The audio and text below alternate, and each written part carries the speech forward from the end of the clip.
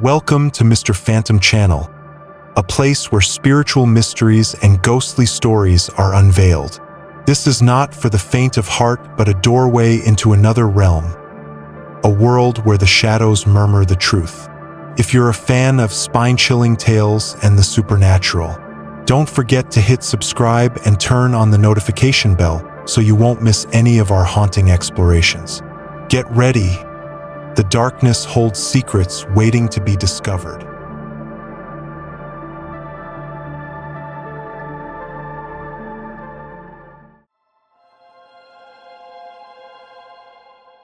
The secret beneath the lemon tree. It was a late autumn afternoon in Asheville, North Carolina, when my family moved into my parents' house to watch over it for 2 weeks. My parents, Edward and Margaret, had planned a long vacation to Thailand and asked me to look after their home while they were away.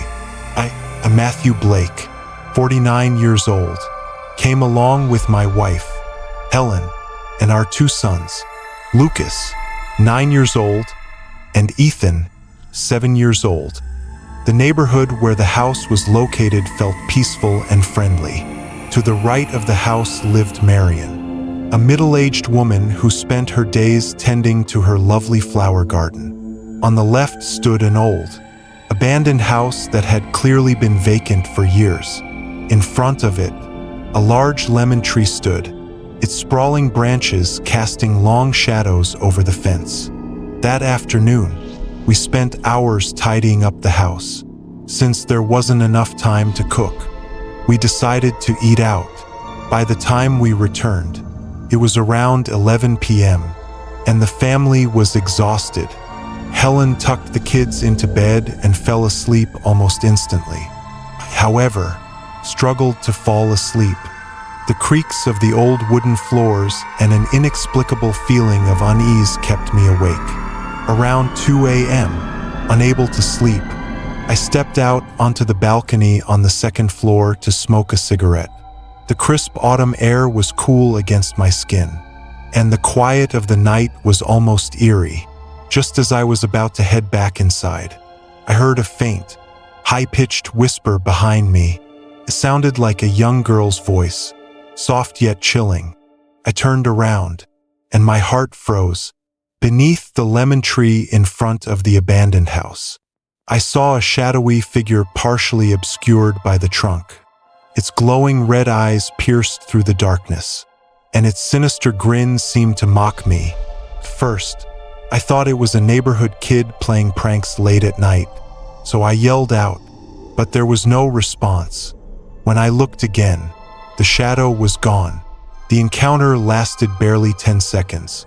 But the image was burned into my mind. I felt a cold chill run down my spine and hurried back inside, pulling the blanket over my head. Exhaustion eventually overtook me, and I fell asleep. The next morning, I recounted the incident to Helen.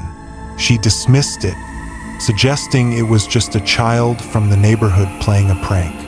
But deep down, I knew what I had seen was no ordinary child. The following nights, the eerie phenomena continued. Every night, around 2 a.m., I heard faint whispers coming from the direction of the lemon tree. On one occasion, I grabbed a flashlight and went down to investigate, but I found nothing, just the rustling leaves and the cold night air. On the 5th night, a storm rolled in. Heavy rain pelted the windows, and the wind howled through the cracks. I was jolted awake by a loud bang coming from the direction of Lucas and Ethan's room. The sound of a door slamming shut echoed through the hallway. Rushing out, I found Ethan's bedroom door wide open. My youngest son was walking slowly out of his room, barefoot and soaked from the rain, as if in a trance. His steps were deliberate, leading him straight toward the lemon tree outside. "Ethan, what are you doing?" I shouted, but he didn't respond.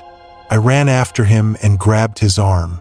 When he turned to face me, I felt my blood run cold. His face was pale and distorted, his eyes sunken, and his mouth twisted into an unnatural grin. A voice that wasn't his, distant and hollow, whispered, "Beneath the tree, beneath the tree." I pulled him back inside, trembling with fear. By morning, Ethan had no memory of what had happened. Desperate, I sought out Father Thomas, priest at a nearby church. After hearing my story, he agreed to visit the house and bless it. Armed with a Bible and holy water, he walked through the house, reciting prayers and sprinkling holy water on the walls. When he reached the balcony overlooking the lemon tree, he paused, his face grave. "There is something unnatural tied to that tree," he said. "Something restless." Father Thomas's words prompted me to visit the local police department. I shared my story with Detective Miller, a veteran officer who listened carefully. When I mentioned the lemon tree, his expression shifted. 15 years ago, he began, a young girl named Lila Harper disappeared in this neighborhood. She was last seen walking to school but never returned home. Her case remains unsolved. Detective Miller agreed to investigate further. A team of officers arrived at the abandoned house the next day with excavation tools. They began digging near the base of the lemon tree. After some time, they unearthed a small, decayed burlap sack. Inside, partially buried in dirt, were human remains, bone fragments that suggested a body had been hidden there. The discovery sent shockwaves through the community. While forensic tests were conducted, it was widely assumed that the remains belonged to Lila Harper. For me, the mystery had deepened but had not yet ended. When my parents returned from Thailand, I shared everything with them. Their faces turned pale as I described the events. Without hesitation, my father decided to sell the house. They moved in with my family, leaving the haunted property behind. Yet, even with the house no longer in our possession, the memories of those nights continue to haunt me. In my dreams, I still see the young girl with glowing red eyes and that horrifying grin. Her whispers, faint but persistent, echo in my mind, "Beneath the tree, beneath the tree." I never found out the final results of the police investigation, but every time I drive past that street, I avoid looking at the lemon tree. Deep down, I know that the shadows and whispers from that place have never truly disappeared.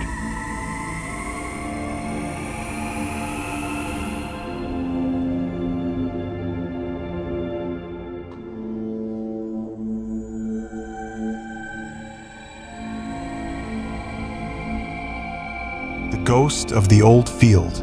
In 1995, Ethan Connors was just 13 years old. My family lived in a small neighborhood in Springfield, Virginia, not far from Washington, D.C. The area had once been a sprawling wheat farm before being developed into a residential neighborhood in the 1980s. My family included my father, James Connors, my mother, Laura, and my two younger brothers, Samuel, 10 years old, and Nathan, 8 years old. The neighborhood was peaceful yet retained a certain rustic charm. At the edge of our street, a portion of the old wheat field remained, with a large rain-fed pond that appeared every spring. This pond was a favorite spot for the three of us during the summer. But one fateful evening in early August, an event occurred that haunted me for the rest of my life. That day, the sun had just dipped below the horizon, leaving the sky awash in hues of red and purple before fading into darkness. Samuel and Nathan begged me to take them to the pond to catch frogs, and reluctantly, I agreed. Armed with a single flashlight, we made our way through the tall grass to the familiar spot. The field was eerily quiet. The usual symphony of crickets and frogs was absent, replaced by an unsettling silence. The air felt unnaturally cool for a summer evening, and an unexplainable tension seemed to hang in the atmosphere. As we crouched by the water's edge, searching for frogs.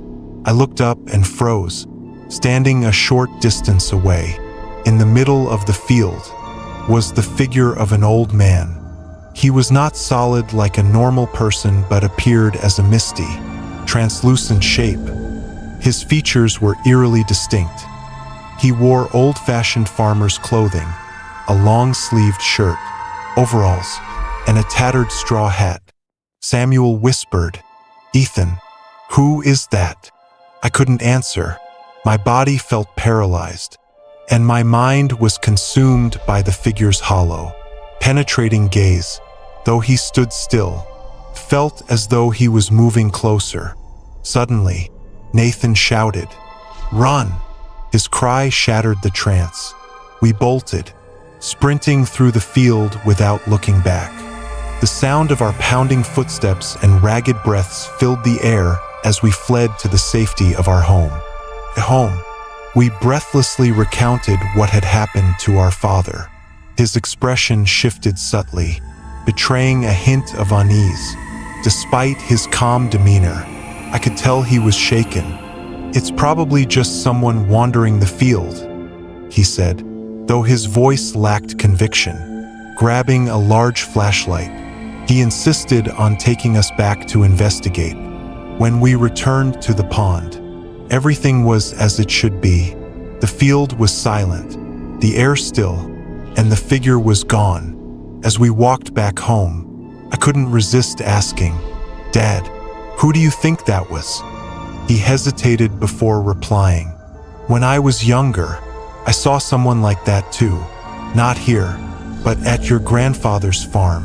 A man, dressed like a farmer. He was there one moment and gone the next." His words sent a chill through me. What was happening in this area? Why had both my father and I seen the same kind of figure? In the days following that night, I began having strange dreams. In these dreams, I found myself standing in the middle of the field, surrounded by a thick, swirling fog. The old man would appear, but unlike before, he was moving. He would slowly walk toward me, his lips moving as if whispering something.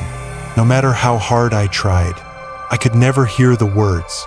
Each time I woke from these dreams, my body was drenched in sweat, and my heart raced uncontrollably.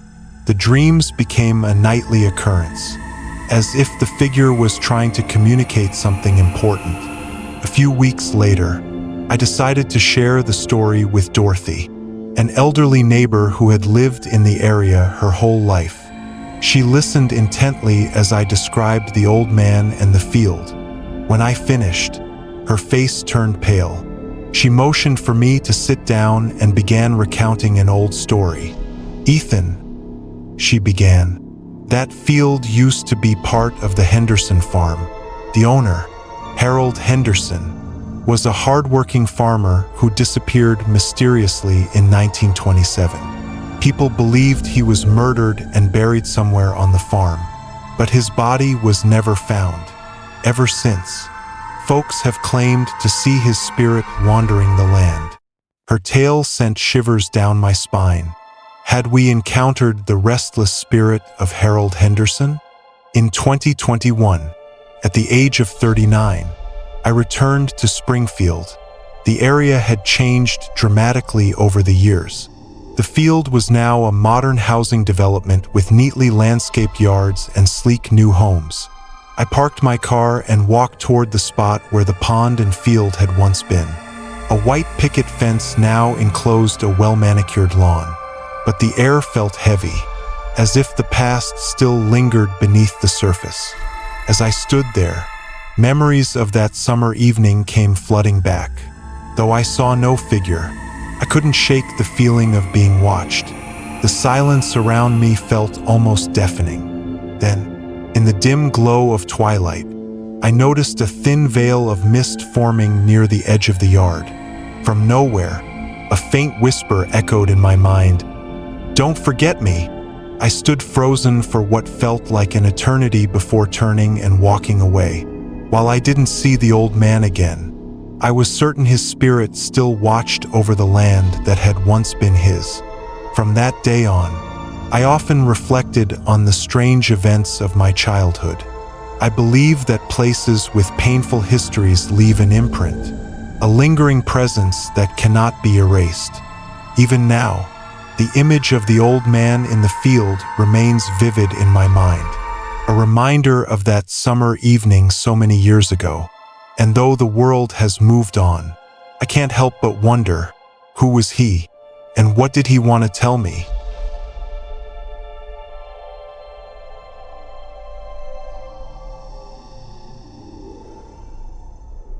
The Ghost on Shady Ridge Hill. In the year 2000, Daniel Harris was 28 years old and living alone in a small apartment on the outskirts of Shady Ridge, a small town in New Hampshire nestled among rolling hills and dense forests. The area was shrouded in mystery, with its misty atmosphere and stories of an unsettling history. Shady Ridge had a dark past. Centuries ago, it was home to a colonial prison camp, and during the early 19th century, it served as a quarantine site for a devastating smallpox outbreak. Hundreds of people perished, their bodies hastily buried in the surrounding hills to prevent the disease from spreading. Locals believed the land was cursed, and the restless spirits of the dead still roamed the area. At the time, I worked a night shift at a warehouse on the outskirts of town. My usual route home after my shift ended at 11 p.m. took me through Shady Ridge Hill, a dark, winding road that cut through dense forest. Despite the unease it gave me, it was the quickest route to my apartment, saving me almost 20 minutes compared to the alternative. That winter night was particularly cold, with thick fog blanketing the area. After finishing my shift, I mounted my bike and began the familiar ride home. My breath fogged in the freezing air as I pedaled toward Shady Ridge Hill. The higher I climbed, the colder and quieter it seemed. The only sounds were the crunching of my tires on the icy road and the faint rustle of leaves. As I neared the midway point of the hill, I felt an inexplicable chill creep over me, colder than the winter air. Suddenly, a figure emerged from the fog ahead, a man standing motionless in the middle of the road. The beam of my bike's light illuminated him.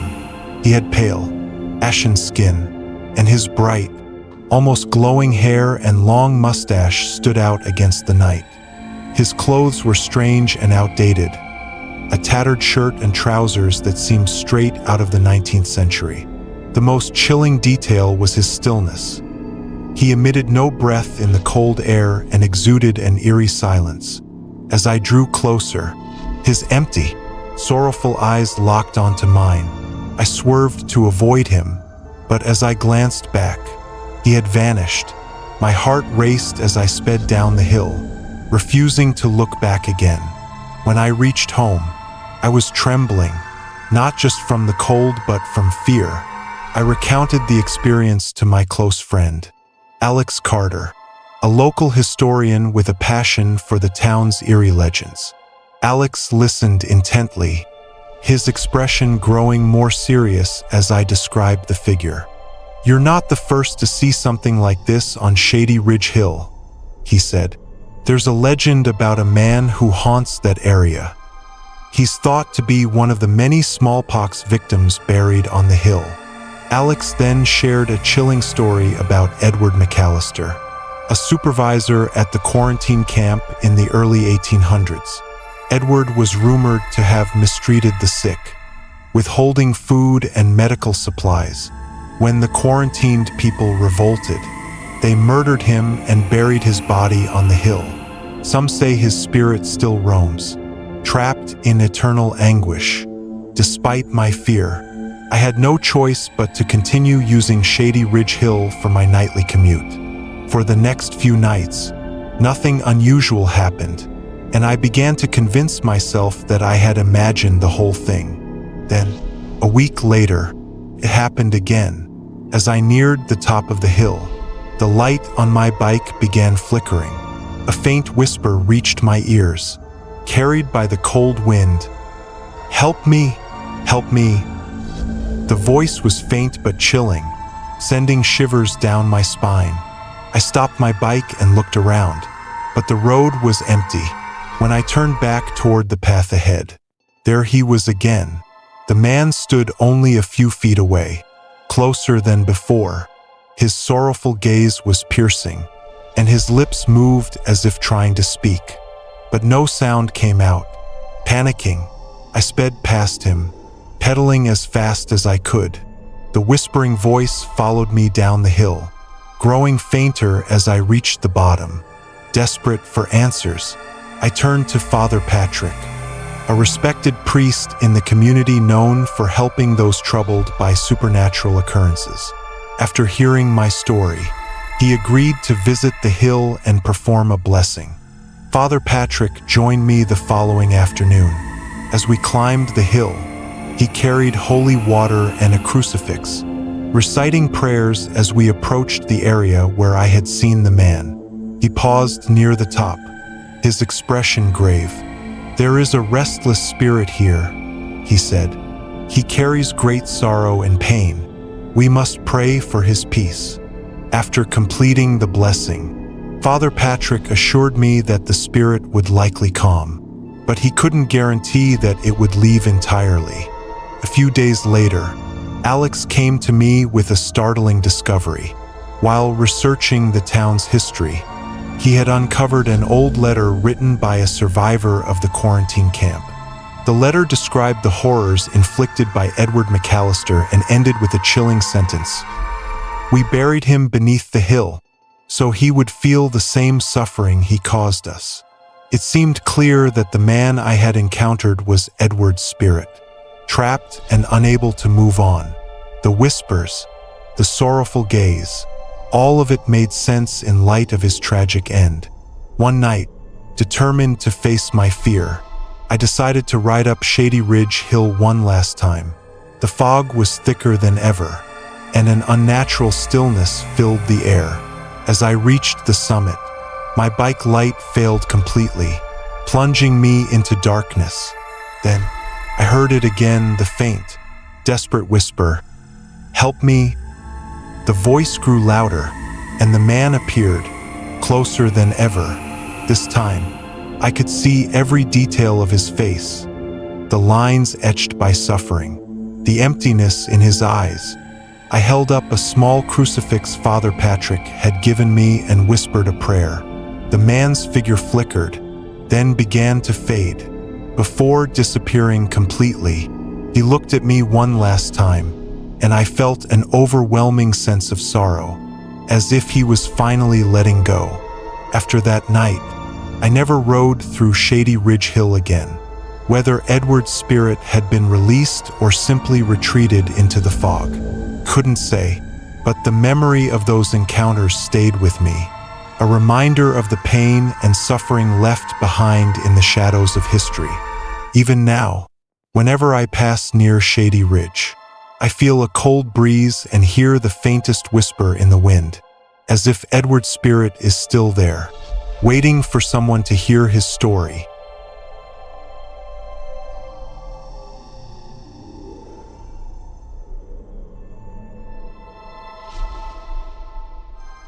The Whispering Chapel. My name is Eamon O'Donnell, and I live in the small town of Kilkenny, Ireland. I want to share a story about my late uncle, Sean O'Donnell, a deeply devout Catholic who had an unforgettable, mysterious experience that shaped the rest of his life. Uncle Sean grew up in County Armagh, Northern Ireland, in a strict, traditional farming family. From a young age, he showed a strong devotion to the church and often expressed his desire to become a priest. However, my grandfather, a stern and pragmatic man, insisted that Sean should stay on the farm to help support the family rather than pursue his religious aspirations. After many heated arguments, Sean decided to leave home at the age of 15 to find his own path. He packed a small bag with a few clothes, a Bible, and a silver cross gifted by my grandmother. The journey that followed would forever change his life. Sean set off on his journey during a cold winter day. He wandered through vast fields and narrow country roads, where the howling wind seemed to cut right through his coat. As night fell, heavy rain began to pour, leaving Sean drenched and desperate for shelter. Eventually, he stumbled upon an old, abandoned church tucked away in a forest, St. Catherine's Chapel. The church had been left to decay for decades, and locals whispered of curses and strange occurrences surrounding the place. For Sean, however, it was a refuge from the storm. He pushed open the heavy wooden door and stepped inside. The interior was dark and dusty, with rows of rotting pews and a crumbling altar at the far end. The flickering light from the single candle in his bag cast eerie shadows across the walls. Sean laid his coat on the floor, wrapped himself tightly, and tried to rest amidst the sound of rain hammering on the roof and wind whistling through the cracks. Despite his exhaustion, a sense of unease lingered in the air, as if unseen eyes were watching his every move. Around midnight, Sean was startled awake by an unfamiliar sound, footsteps echoing across the chapel's floor. His heart raced as he sat up and scanned the darkened room. The flickering candlelight revealed nothing but shadows. The sound seemed to come from beneath the wooden floorboards, slow and deliberate, as if someone or something was pacing, clutching the candle. Sean crept toward the altar. Just as he leaned in to investigate, a sudden gust of cold air extinguished the flame, plunging the room into darkness. Terrified, he retreated to his corner, wrapping himself tightly in his coat and praying for the dawn. Sean continued to stay in the chapel, but each night brought new and unsettling experiences. He often heard faint whispers, the sound of furniture shifting, or a distant, hollow laughter. One day, while cleaning near the altar, Sean discovered an old Bible hidden beneath the crumbling wood. It was fragile and yellowed with age, and a specific verse had been marked. "Truly I tell you, whatever you bind on earth will be bound in heaven, and whatever you loose on earth will be loosed in heaven." The passage struck a chord in Sean, as though it carried a message meant only for him. On the fourth night, the storm returned, battering the chapel with howling winds and relentless rain. Sean awoke to the sound of solemn prayers echoing through the room. He froze, his breath caught in his throat. Before the altar, a figure knelt, a young priest, clad in a black cassock, his head bowed in prayer. The priest's voice was clear yet filled with an aching sorrow as he recited the rosary. Sean hesitated but felt an inexplicable pull urging him toward the altar. As he approached, the priest turned, revealing a face etched with grief and eyes brimming with a deep, unspoken sadness. "Son," the priest said softly, "I need your help. Will you assist me in completing the Mass?" Though terrified, Sean felt compelled to agree. Guided by the priest, he prepared the altar, lit the remaining candles, and joined him in the ritual. The entire ceremony felt surreal, as though time itself had slowed. When the Mass ended, Sean turned to speak to the priest, but the figure had vanished. The following nights were even more disturbing. Sean would wake to find chairs inexplicably moved, hear faint whispers calling his name, or sense an unseen presence looming nearby. One night, he awoke with a rosary clutched in his hand, though he had no memory of picking it up. The chapel seemed alive with something beyond his understanding, and Sean began to fear he was no longer welcome. Yet, he stayed, driven by a strange sense of duty.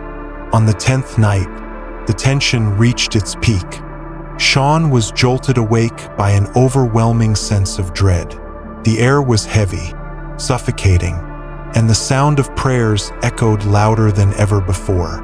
He turned to see the young priest once again, standing by the altar with tears streaming down his face. "Son," the priest whispered, his voice trembling, "this is my last chance. Please, help me find peace." Despite his fear, Sean approached the altar. Together, they performed the Mass one final time. The atmosphere grew thick with an almost tangible weight, and as the last prayer was spoken, the priest looked at Sean with immense gratitude. "You have freed me," he said softly. "Thank you." With that, the priest slowly faded into the air, leaving behind an overwhelming sense of stillness. For the first time since arriving, the chapel felt peaceful. The next morning, Sean left the chapel, never to return. When he recounted the events to his uncle, Father Michael O'Donnell, a renowned exorcist, the priest explained that Sean had encountered a tormented soul. Father Michael revealed the chapel's dark history. Decades ago, a young priest at St. Catherine's had fallen in love with a nun, and the two were caught attempting to elope. The priest was accused of betrayal and died under mysterious circumstances. His spirit condemned to repeat the Mass endlessly, seeking absolution. By assisting him, Sean had brought the tormented soul to rest. Ian returned to his family, deeply changed by the experience. He abandoned his dream of becoming a priest, instead choosing to live a quiet, humble life. Though he rarely spoke of the events at St. Catherine's, he always carried the silver cross from his grandmother, a reminder of the spiritual encounter that had defined his youth. When Uncle Sean passed away years later, I inherited the cross. Though I've never visited St. Catherine's Chapel myself, I believe in the truth of his story, and sometimes, late at night, I find myself hearing faint whispers, perhaps an echo of the priest's final words, or a lingering reminder of the mysteries that lie just beyond our understanding.